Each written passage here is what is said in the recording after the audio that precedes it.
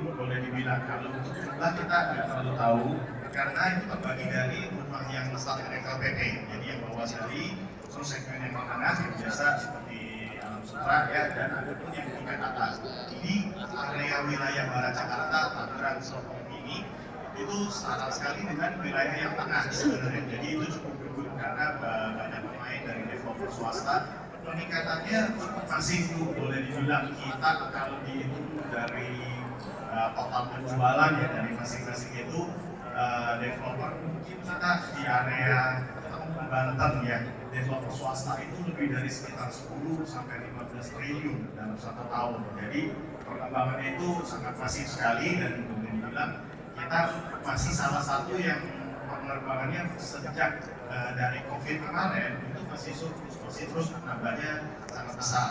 Lalu yang kedua, kalau dinilai dari penambahan nilainya itu on average kalau kita pukul rata seluruh area itu kita masih bermain di antara 10 sampai 20%, di antara 10 sampai 20% per tahunnya, tapi on average ya. Ada beberapa area yang bisa naik lebih tinggi, ada beberapa area yang masih di bawah 10%.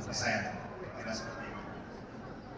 Baik, sudah dijawab ya, Mbak Nita. Mungkin tadi kan pertanyaannya 3 tuh. Satu pertanyaan ke Bapak Febi, 2 pertanyaan langsung dijawab.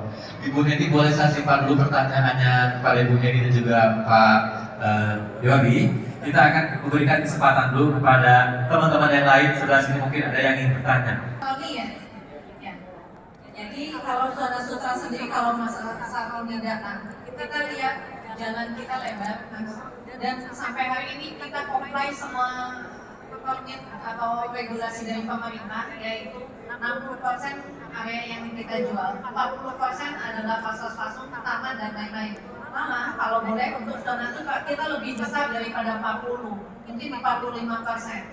Dan kalau nanti lihat ke Datang Gol kita 80 hektar adalah lumbung-lumbung hijau yang menjadi untuk regenerasi oksigen atau CO2 kan yang kita absorb karbon monoksida. Inilah kewajiban kami. Memang betul area industri ada di Bitung ya dan di Cikupamas. Tapi tadi balik lagi, kalau kita mulai dengan tanam, area hijaunya, terus juga kita ada danau-danau untuk penampungan air, dan kita sendiri konsisten semua spesifikasi bangunan kita juga eco-friendly, jadi aman untuk lingkungan. Dan balik lagi banyak pemanfaatan air ini yang kita jadikan penyiraman di taman. Banyak hal sih, dan termasuk terakhir kami juga punya TPST, tempat pembuangan sampah akhir yang kita kelola lagi, Mas. Jadi bisa jadi pupuk dan lain-lain. Itu salah satu idealisme kami, bahwa kita juga sangat concern lingkungan. Ya, Mas Syaroni sudah terjawab. Untuk pertanyaannya tadi satu lagi kepada siapa? Mas? Sudah? Oke, sudah. Mungkin ada lagi, silakan. Banyak dulu, boleh. Dari Agra sendiri berapa Bu? Sama ini kan pemerintah masih ada PPN DTP itu kan.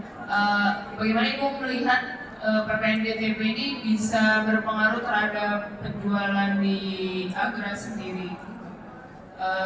Berarti itu PPN DTP apakah bisa juga sebagai salah satu alat untuk cara pembelian gitu Bu, untuk mempermudah customer? Baik, itu aja Bu. Terima kasih. Jadi kalau total areanya Pasar Agra ini 9,1 hektar dan value-nya 765 miliar.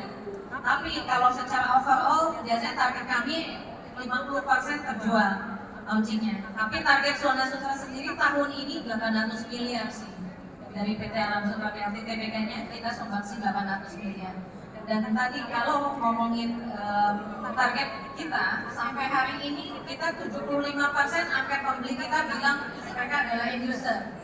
Inilah yang menjadi percepatan pertumbuhan untuk area Zona Sutra. Kalau untuk PPN DTP, pemerintah jagain bahwa serah terimanya mesti Desember 2024 ini.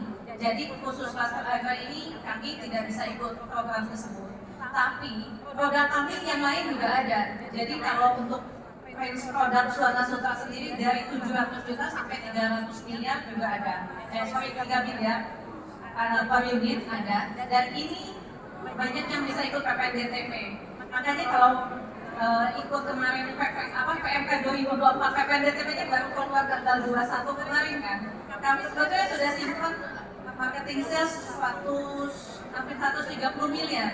Kami sudah simpan bahwa ini bisa ikut program PPNDTP. Dan tadi karena kuatnya angka di millennials, kita tahu millennials ini adalah mereka yang lagi tumbuh, nikah, punya anak, jadi kebutuhan rumahnya adalah stabil dan sesuai dengan target market kami tadi. Dan apa ya, secara market demand mereka selalu butuh rumah dan bisa ikut program tersebut. Gitu. Mungkin sudah terjawab ya. Jadi Indonesia tuh pernah kena hantam COVID, tapi bukan satu-satunya. Ya, termasuk tempat kami bekerja itu tiap hari cuma dengar suara ambulans. Saya ditaruh sektor 9.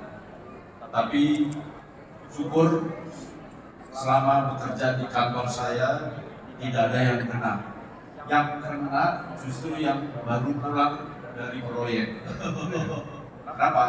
Kami menerapkan arsitektur tropis yang terbuka. Jadi AC semua kita matikan, jendela dibuka lebar-lebar, dan kita yang orang modern itu yang target utamanya COVID, yang tinggal di gedung, yang di dalam bangunan, kantor, itu cuma sampai 20% yang boleh kerja kalau nggak salah waktu itu. Dan saya mempelajari, selama COVID saya tetap pergi ke daerah-daerah, tapi saya menolak menginap kalau destinasinya Medan, Surabaya, Makassar, yang kota-kota besar.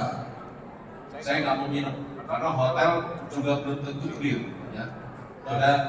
Tapi kalau ke daerah, ke pelosok-pelosok, ke NTT, ke pelosok Sumatera Barat, ke Kalimantan, kepala saya ditanya sama masyarakat adat, ngapain Pak Yuri kemari pakai masker, bawa virus?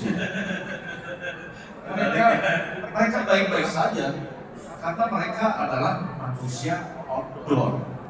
Nah, proyek-proyek kami pada saat itu rata-rata banyak rumah pribadi, semua pending, hotel pending, proyek pemerintah jalan terus.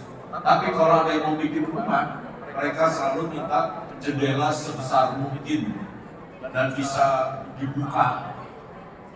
Dan menurut saya, dari dulu arsitektur saya, jendela sudah sebesar mungkin supaya masukin cahaya dan masukin udara bersih dan tetap bisa jemuran. Jadi kalau di Alam Sutera ini jogging track sudah disiapkan dari klaster lingkungan, lari paginya itu pasti sehat. Ya. Jadi itu prinsipnya, kita kembali menjadi manusia outdoor dan menikmati alam. Dan tentunya buat real estate kayak Alam Sutera sangat komit dengan kebutuhan. Banyak orang-orang yang lain tinggal besok-besok depannya ada sekolah, besok-besok tamannya hilang. Ya, semoga itu tidak terjadi di sini. Ya, karena keselarasan, keseimbangan antara manusia dan alam itu adalah komitmen dan itu kunci keberlanjutan. Ya.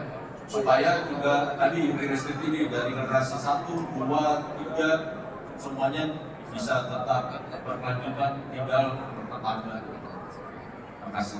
Betul, baik, terima kasih. Jadi konsep manusia outdoor adalah kunci yang tidak. Baik, tentunya selanjutnya adalah kita akan memberikan hadiah.